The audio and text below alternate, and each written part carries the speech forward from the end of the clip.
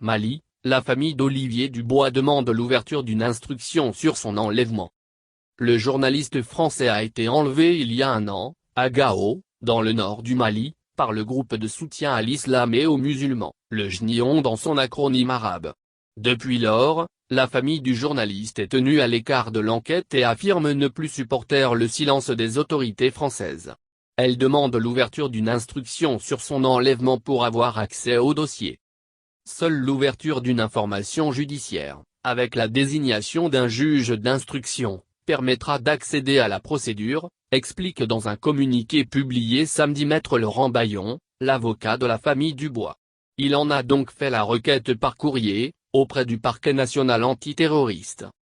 Car pour l'heure c'est cette instance qui se charge de faire la lumière sur les circonstances de la prise en otage d'Olivier Dubois. Une enquête préliminaire a été ouverte pour enlèvement en bande organisée et en relation avec une entreprise terroriste.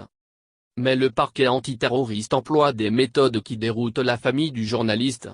Il y a d'abord eu la perquisition du téléphone de la compagne d'Olivier Dubois, en septembre 2021. Et cette semaine, celle du domicile des parents d'une journaliste, amie de l'otage. Des actes qui questionnent, estime dans son communiqué, Maître Laurent Bayon. L'avocat déplore de surcroît que les autorités françaises restent taiseuses sur la réalité de leur investissement dans la libération d'Olivier Dubois.